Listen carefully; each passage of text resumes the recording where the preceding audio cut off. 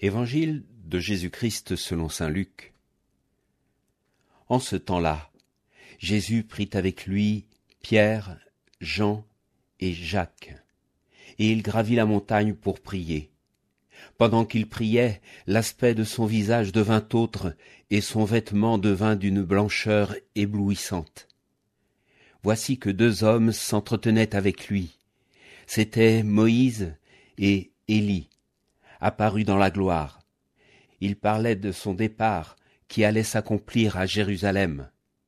Pierre et ses compagnons étaient accablés de sommeil, mais restant éveillés, ils virent la gloire de Jésus et les 2 hommes à ses côtés.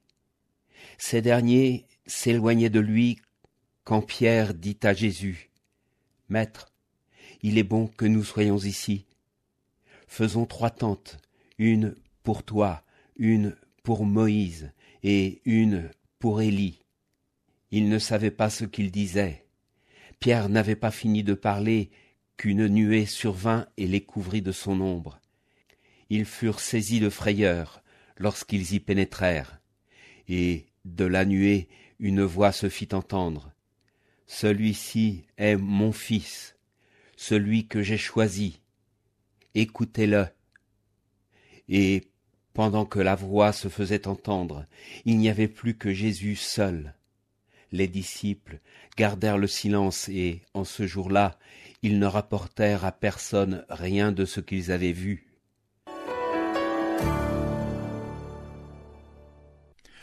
Les évangiles nous ont habitués. Quand il est dit que Jésus se retire sur la montagne, c'est presque toujours pour retrouver le face-à-face avec son Père et le prier. L'évangile de ce jour n'y déroge pas. Mais il y a plus que cela ici. Cette fois-ci, Jésus demande à Pierre, Jacques et Jean de l'accompagner.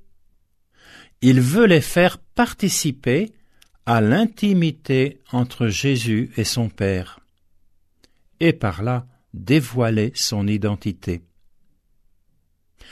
La révélation sera tellement importante qu'ils garderont le silence jusqu'au moment de la résurrection, sur la demande de Jésus, d'après les évangiles de Marc et Matthieu.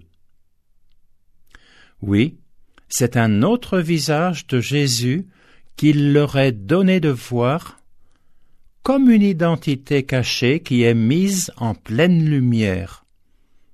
Déjà, par son apparence resplendissante, mais surtout par la voix du Père. « Celui-ci est mon Fils bien-aimé, écoutez-le. » Parole déjà entendue par Jésus le jour de son baptême. Mais là, c'est un autre baptême qui se prépare, la mort et la résurrection de Jésus.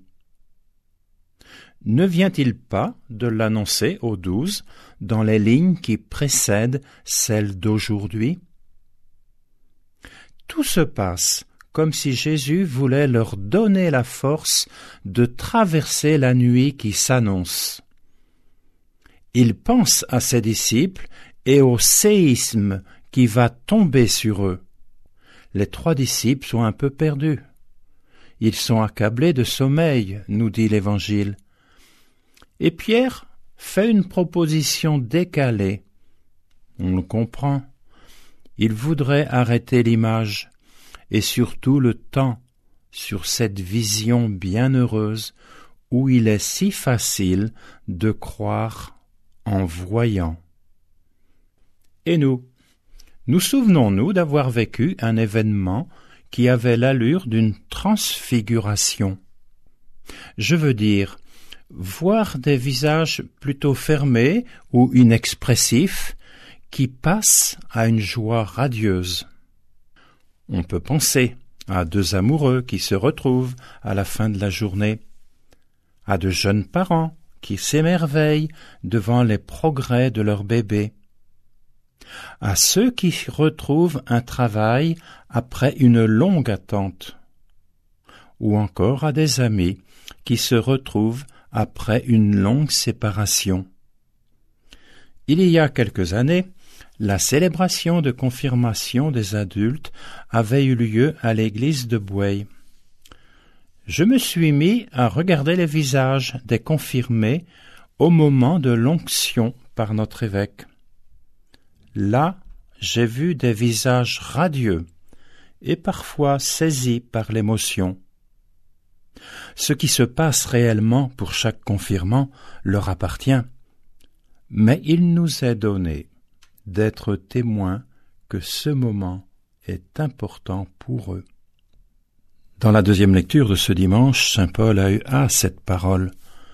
Nous avons notre citoyenneté dans les cieux, d'où nous attendons comme Sauveur le Seigneur Jésus-Christ, lui qui transformera nos pauvres corps à l'image de son corps glorieux.